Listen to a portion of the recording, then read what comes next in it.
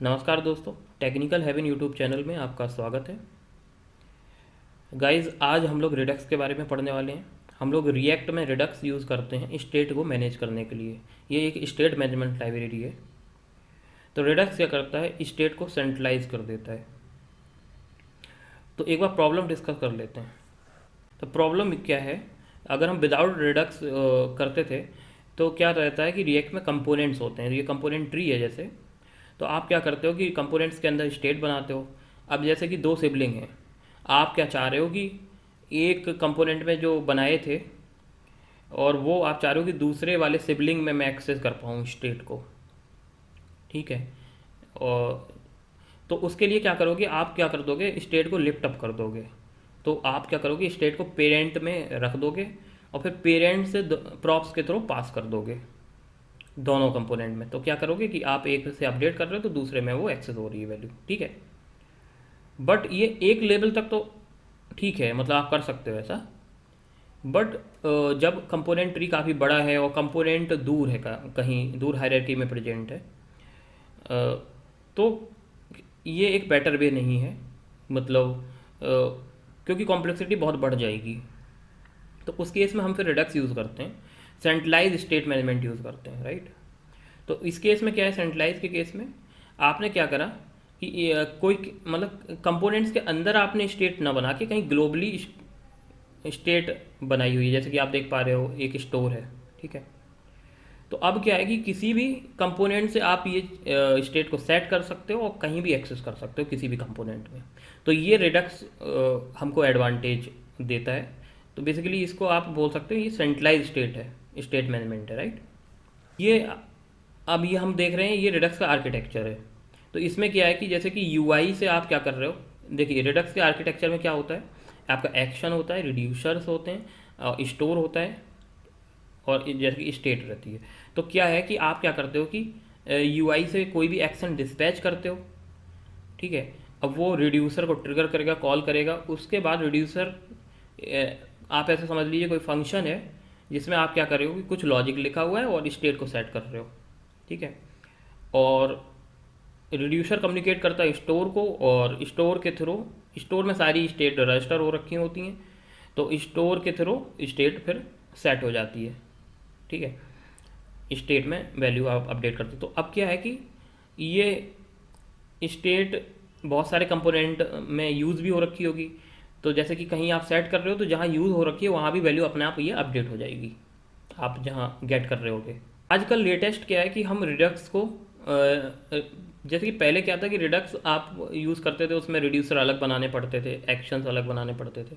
तो इसको ईजी कर दिया। आजकल हम रिडक्स टूल किट यूज़ करते हैं। जैसे कि लिखा भी है the best way to use Redux. तो रिडक्स टूल किट में क्या करते हो आप कि आप स्लाइसिस बनाते हो, स्लाइस बनाते हो जैसे कि ये। ठीक है। तो स्लाइस, तो इसमें क्या है कि एक स्टोर रहता है और स्लाइस बनाते हो। स्लाइस के अंदर आपके रिड्यूसर और एक्शन एक ही फाइल में बन जाता है। ठीक है। तो एक बार कोड करके अब देखते हैं तो और चीज़ें क्लियर हो जाएंगी और अच्छे से हमें समझ आ जाएगा। तो अब हम वी एस कोड पर आ गए हैं अब। और यहाँ पर हम सबसे पहले क्या करेंगे, रिएक्ट ऐप सेटअप करेंगे, टाइप स्क्रिप्ट में करते हैं। तो उसके लिए हम कमांड चलाएंगे npx create react app. Okay. और मैं एक काउंटर ऐप बनाना चाहता हूँ रिडक्स का यूज़ करके। तो हम इसका नेम रख देंगे काउंटर और टेम्पलेट। ये अगर हमें टाइप स्क्रिप्ट में सेटअप करना है तो हमें ये टेम्पलेट बताना पड़ेगा कि टाइप स्क्रिप्ट। ओके। तो ये कमांड है, इसे रन कर लेते हैं।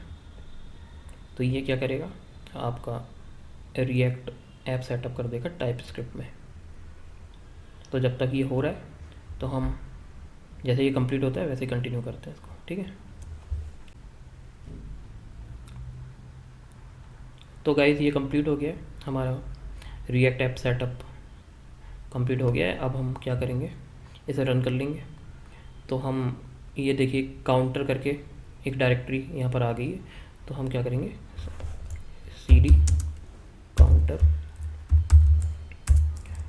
एंड इसे क्लियर कर लेते हैं cls। तो अब क्या है, हमें क्या करना होता है, npm स्टार्ट करना है, क्योंकि यहाँ पर अगर आप देखोगे पैकेजेशन में, तो यहाँ पर स्क्रिप्ट में आपका स्टार्ट कमांड बना हुआ है स्टार्ट करने के लिए। तो हम क्या करेंगे, npm स्टार्ट।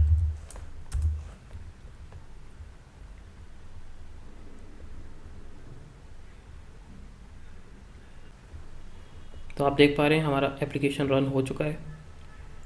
तो अब क्या करेंगे, इस कोड को तो हटा देंगे। तो हम जाएंगे ऐप कंपोनेंट में, यहाँ पर ये ऐप है, तो यहाँ जो एक्स्ट्रा कोड ये ऐड हो रखा है इसको हटा देते हैं। एंड ओके, तो यहाँ पर ये फ्रेगमेंट यूज़ कर लेते हैं, ठीक है। तो अब क्या करते हैं, हम रिडक्स सेटअप करते हैं। तो रिडक्स सेटअप करने के लिए हमको 2 पैकेज इंस्टॉल करने पड़ेंगे। एक आपका Redux react Redux and Redux tool kit. तो कमांड चलाते हैं npm i रिएक्ट रिडक्स, और हमको रिडक्स टूल किट चाहिए, तो इसके लिए लिखेंगे रिडक्स स्लैश टूल किट।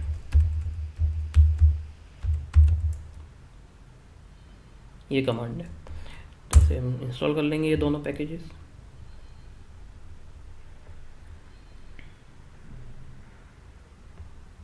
ठीक है, तो एक बार चेक कर लेते हैं आ गए हैं ये पैकेजेस। तो कंट्रोल F करेंगे और यहाँ पर देखेंगे अगर रिएक्ट रिडक्स, तो आप देखो यहाँ पर आ गए हैं, आपका रिएक्ट रिडक्स आ गया है और रिडक्स टूल किट भी आ गया है। रिडक्स टूल किट ये देखिए, ठीक है। डायरेक्टरी एक बना लेते हैं src में रिडक्स करके, रिडक्स, और इसके अंदर हम क्या करते हैं कि स्टोर बनाते हैं, ठीक है। तो इसका नेम रख देते हैं store.ts। तो इंपोर्ट करते हैं यहाँ पर, import from Redux tool kit, ठीक है। यहाँ पर एक मेथड रहता है कॉन्फ़िगर स्टोर, इसका यूज़ करके हम स्टोर क्रिएट करेंगे, बनाएंगे। तो एक्सपोर्ट करेंगे डिफ़ॉल्ट कॉन्फ़िगर स्टोर, और जिसके अंदर हम क्या करते हैं कि रिड्यूसर को रजिस्टर करते हैं, ठीक है। तो अभी के लिए इसे ऐसे ही रहने देते हैं। ओके, सो ये हमारा स्टोर हो गया। अब क्या करेंगे, प्रोवाइडर रैप करेंगे, इस ऐप को प्रोवाइडर से रैप कर देंगे।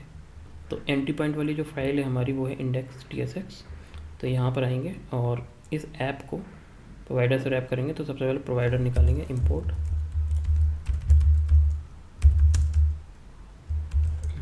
फ्रॉम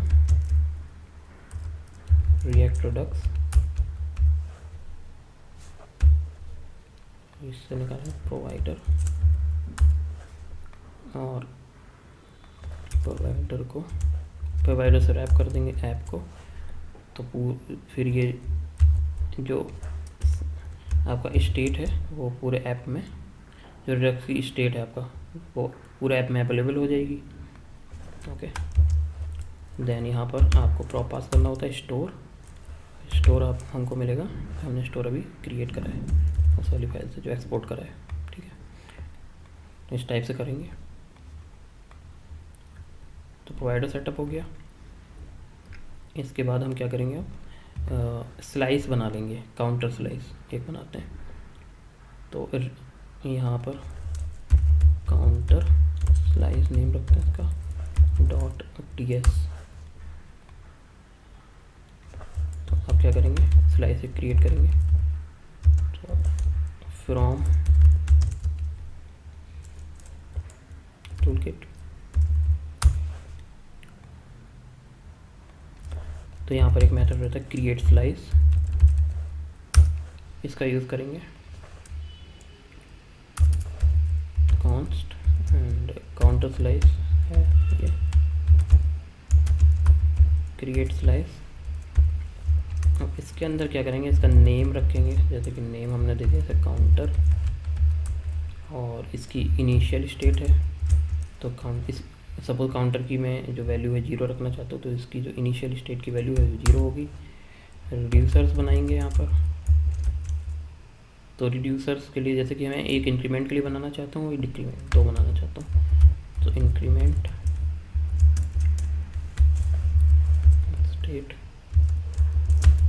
स्टेट में ये क्या करेगा, ऐड कर देगा। ऐसे ही डिक्रीमेंट करने के लिए आप बना लीजिए डिक्रीमेंट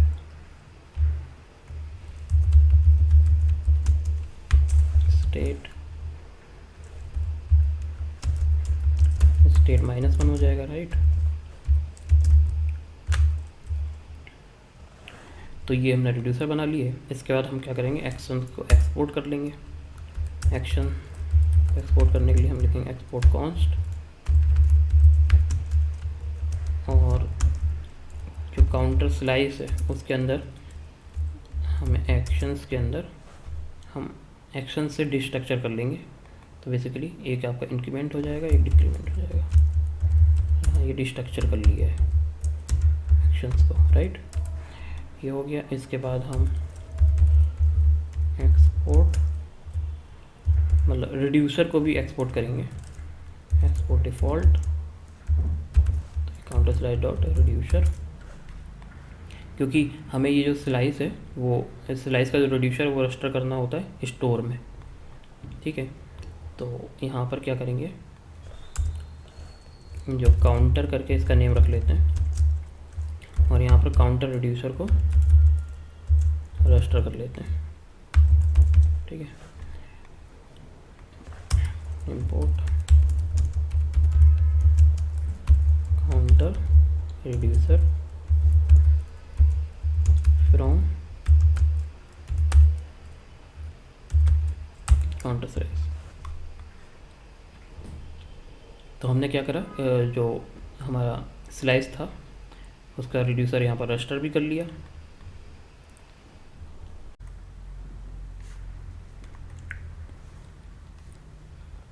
ठीक है, अब क्या करते हैं, हम एक काउंटर कंपोनेंट बना लेते हैं SRC के अंदर, काउंटर, ठीक है, .tsx और RAFC, ठीक है। तो मैंने बोला उसका नेम काउंटर, और हम क्या करते हैं कि दो बटन बना लेते हैं, ठीक है, एक इंक्रीमेंट करने के लिए, एक डिक्रीमेंट के लिए, ठीक है। तो यहाँ पर आए और मैंने लिखा बटन, ये इंक्रीमेंट के लिए होगी, और एक मैं बनाता हूँ डिक्रीमेंट करने के लिए माइनस। इनका हैंडलर भी बना लेते हैं, ऑन क्लिक, ऑन क्लिक पे मैं कॉल करूँगा हैंडल इंक्रीमेंट, और इसका बना लेते हैं ऑन क्लिक पर हैंडल डिक्रीमेंट।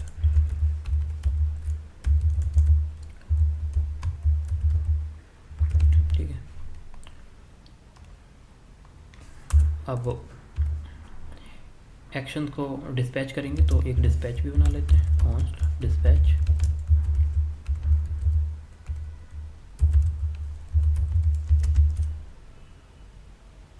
यूज डिस्पैच,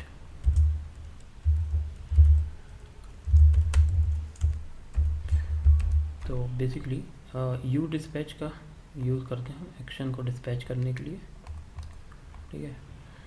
तो यहाँ पर इनको डिफाइन कर लेते हैं, जो हैंडलर बनाए कॉन्स्ट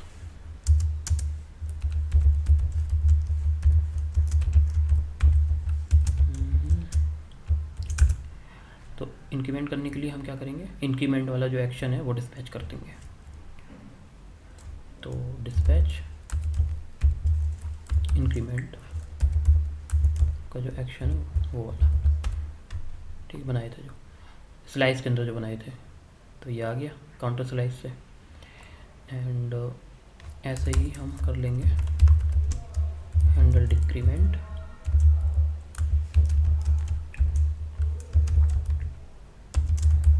ठीक है, और डिस्पैच कर देंगे डिक्रीमेंट वाला एक्शन।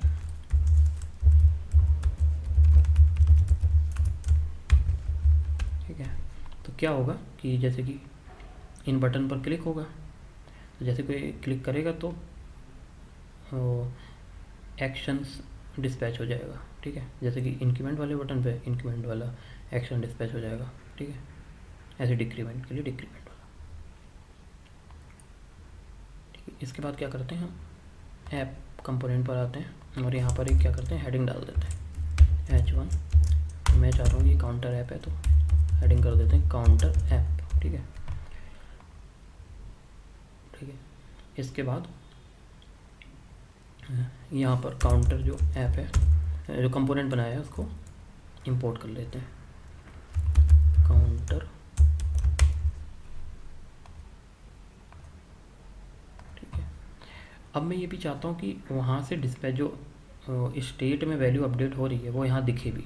तो उसके लिए क्या करेंगे, यहाँ पर दिखा देते हैं। सपोज़ मैं क्या करता हूँ, एक H2 बना देता हूँ। ठीक है, H2 में वैल्यू दिखा देता हूँ। तो यहाँ पर वैल्यू लेकर आनी पड़ेगी, तो गेट करते हैं स्टेट से वैल्यू। तो उसके लिए हम यूज़ करेंगे यूज़ सिलेक्टर। तो कॉन्स्ट, सपोज जैसे मैंने नहीं रखा इसका काउंट, तो स्टेट से गेट करेंगे तो यूज़ सिलेक्टर की हेल्प से। तो यूज़ सिलेक्टर स्टेट,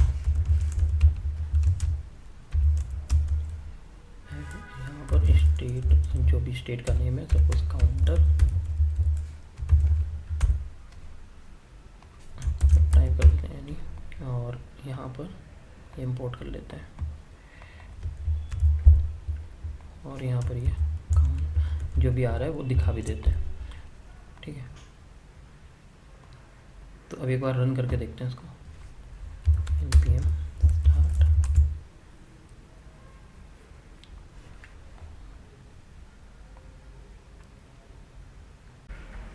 तो जैसा आप देख पा रहे हो कि हमारे पास दो बटन है, एक इंक्रीमेंट करने के लिए, डिक्रीमेंट करने के लिए। अगर हम इंक्रीमेंट करके देखते हैं तो इंक्रीमेंट होता है, और अगर डिक्रीमेंट करना है तो डिक्रीमेंट भी हो रहा है। तो ये वर्क कर रहा है। तो गाइस, जैसा कि आप देख पा रहे हो यहाँ पर दो अलग अलग कंपोनेंट हैं, एक ऐप कंपोनेंट है, दूसरा ये काउंटर कंपोनेंट है। तो यहाँ से हम वैल्यू स्टेट की सेट कर रहे हैं एक्शन को डिस्पैच करके, और यहाँ पर वैल्यू हम डिस्प्ले करवा रहे हैं। ठीक है, तो इस टाइप से हम रेडिक्स का यूज़ करते हैं। कहीं भी मतलब कंपोनेंट में हम स्टेट की वैल्यू सेट करते हैं और कहीं भी हम डिस्प्ले करवा सकते हैं कोई दूसरे कंपोनेंट में, राइट। Thanks for watching.